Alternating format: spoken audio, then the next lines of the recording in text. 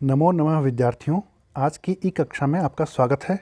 हम पढ़ रहे हैं कक्षा 8 की पुस्तक रुचिरा तृतीयः भागः और उसका हम तीसरा पाठ पढ़ रहे हैं जिसका नाम है डिजी भारतम अर्थात डिजिटल इंडिया। उसका हम अभ्यास कार्य आज के इस सेशन में करेंगे। तो चलिए शुरू करते हैं। अधोलिखितानां प्रश्नानां उत्तराणि एकपदेन लिखत अर्थात अधोलिखित प्रश्नों के उत्तर एक पद में लिखिए। पहला प्रश्न है कुत्र डिजिटल इंडिया इत्यस्य चर्चा भवति अर्थात कहाँ पर डिजिटल इंडिया की चर्चा होती है। इसका उत्तर है संपूर्ण विश्व अर्थात पूरे संसार में। दूसरा प्रश्न है केन सह मानवस्य आवश्यकता परिवर्तते अर्थात किसके साथ में मनुष्य की आवश्यकता में परिवर्तन होता है। इसका उत्तर है काल परिवर्तनेन अर्थात समय परिवर्तन के अनुसार। तीसरा प्रश्न है आपणे वस्तूनां क्रय समये केषां अनिवार्यता न भविष्यति अर्थात बाजार में या दुकान पर वस्तुओं के खरीदने के समय किन की आवश्यकता नहीं होगी। इसका उत्तर है रूप्यकाणाम अर्थात रुपयों की। चौथा प्रश्न है कस्मिन् उद्योगे वृक्षाः उपयुज्यन्ते अर्थात किस उद्योग में पेड़ों की उपयोगिता होती है अर्थात पेड़ों का उपयोग होता है। उत्तर है कर्गदोद्योगे अर्थात कागज़ के उद्योग में। पांचवा प्रश्न है अद्य सर्वाणि कार्याणि केन साधितानि भवन्ति अर्थात आज सभी कार्य किससे हो रहे हैं। उत्तर है संगणक यंत्रेण अर्थात कंप्यूटर के माध्यम से। हमारा दूसरा प्रश्न है अधोलिखितान प्रश्नान पूर्णवाक्येन उत्तरत अर्थात नीचे लिखे हुए प्रश्नों को पूर्ण वाक्य में उत्तर दीजिए। पहला प्रश्न है प्राचीन काले विद्या कथम गृह्यते स्म पुराने समय में विद्या किस प्रकार से ग्रहण की जाती थी।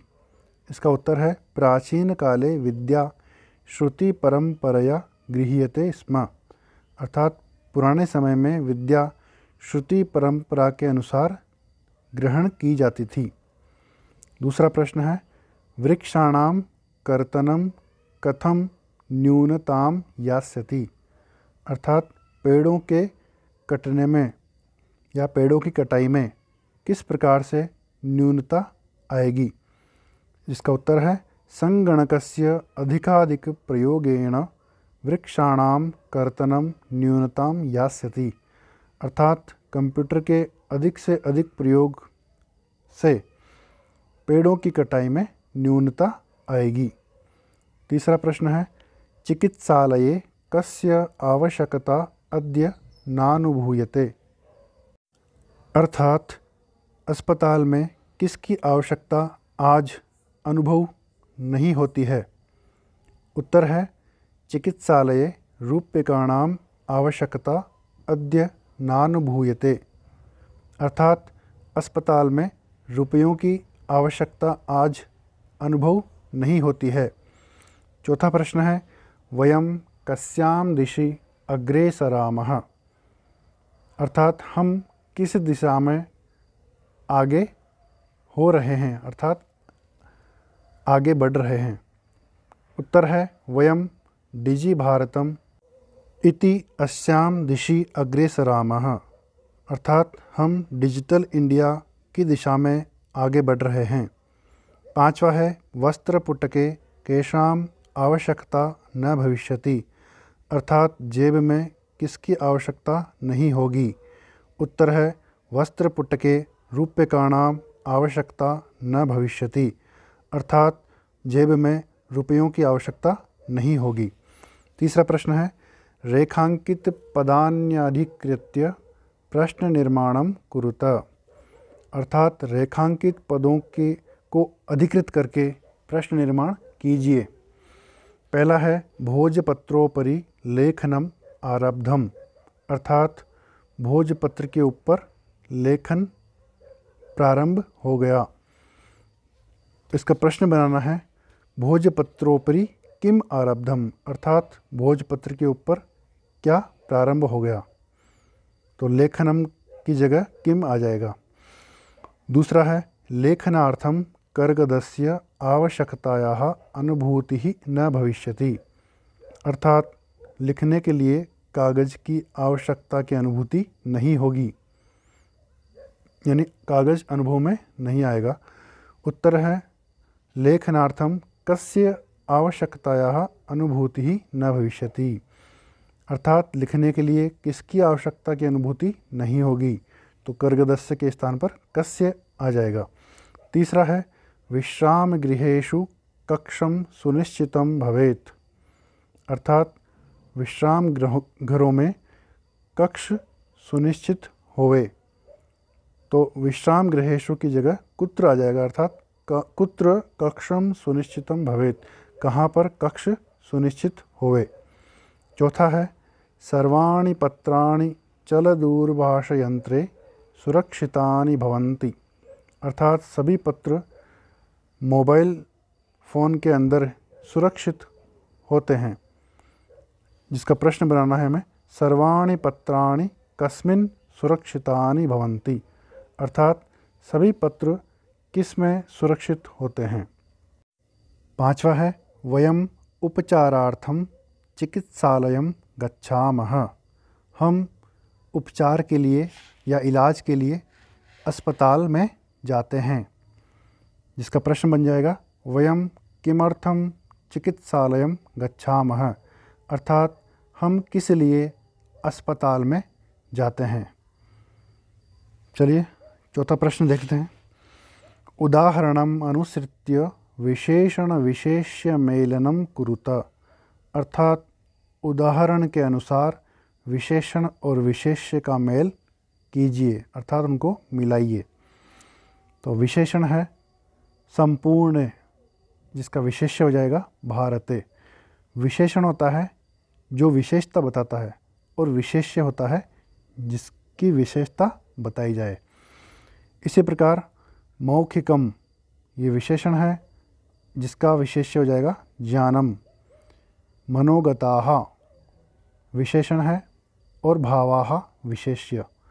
टंकिता विशेषण है और सामग्री विशेष्य है।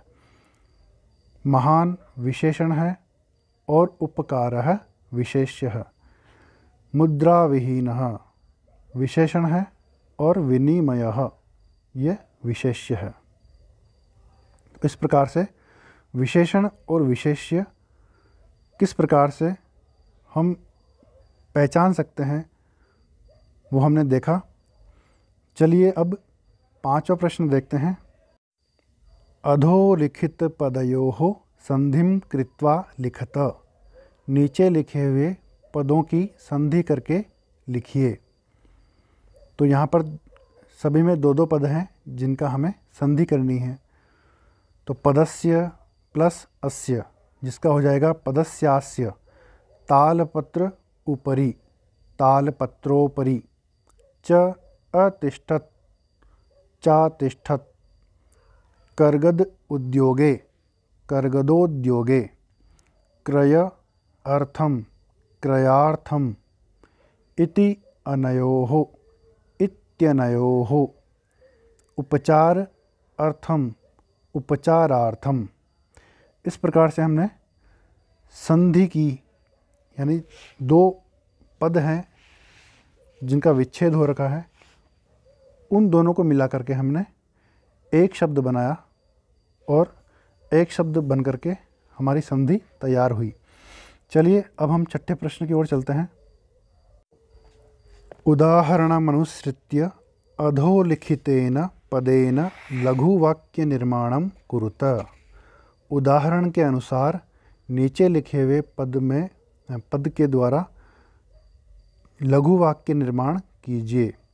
जिस प्रकार से यहाँ पे दिया हुआ है जिज्ञासा, तो यहाँ पर इसका वाक्य बन जाएगा मम मनसि वैज्ञानिकानां विषये जिज्ञासा अस्ति, अर्थात मेरे मन में वैज्ञानिकों के विषय में जिज्ञासा है।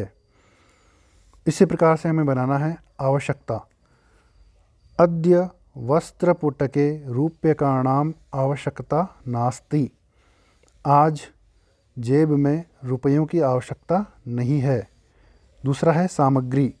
लिखिता सामग्री बहुकालाय सुरक्षिता ना तिष्ठत, लिखी हुई सामग्री बहुत लंबे समय तक सुरक्षित नहीं होती है। तीसरा है पर्यावरण सुरक्षा। पर्यावरण सुरक्षा आवश्यकी अस्ति, अर्थात पर्यावरण की सुरक्षा आवश्यक है। चौथा है विश्राम गृहम, तो इसका होगा अतिथयः विश्राम गृहम गच्छन्ति, अर्थात अतिथि विश्राम घर में जाते हैं। तो चलिए अब 7वें प्रश्न और अंतिम प्रश्न को देखते हैं। उदाहरणानुसारम कोष्ठक प्रदत्तेषु पदेषु चतुर्थीं प्रयुज्य रिक्तस्थान पूर्तिं कुरुत, अर्थात उदाहरण के अनुसार कोष्ठक में दिए हुए पदों में चतुर्थी जोड़ करके रिक्त स्थान की पूर्ति कीजिए। जिस प्रकार से यहाँ पे दिया हुआ है भिक्षुक, तो भिक्षुकाय धनम ददातु, अर्थात भिक्षुक को धन दीजिए। इसमें पहला है छात्राय पुस्तकम देहि, यहाँ पर छात्र दिया हुआ था हमें, जिसका बन गया छात्राय, अर्थात छात्र के लिए पुस्तक दो। दूसरा है निर्धन, जिसका बनेगा अहम निर्धनाय वस्त्राणि ददामि, अर्थात मैं निर्धन को वस्त्र देता हूँ। तीसरा है लता, इसका बनेगा लतायै पठनम रोचते, अर्थात लता को पढ़ना अच्छा लगता है। चौथा है सुरेश, जिसका बनेगा रमेशः सुरेशाय अलम, अर्थात रमेश सुरेश के लिए पर्याप्त है, काफ़ी है। अंतिम है अध्यापक, इसका बनेगा अध्यापकाय नमः, अर्थात अध्यापक को नमस्कार है। तो इस प्रकार से विद्यार्थियों हमने तीसरे पाठ को पूरा कर लिया है और इसके प्रश्न उत्तर हमने देख लिए हैं। यदि आपका कोई प्रश्न है तो कमेंट बॉक्स में लिख सकते हैं और इस वीडियो को लाइक कीजिए अच्छा लगा हो तो, और अभी तक सब्सक्राइब नहीं किया हो तो प्लीज़ कर लीजिए और बेल आइकन को भी दबा लीजिए। धन्यवाद।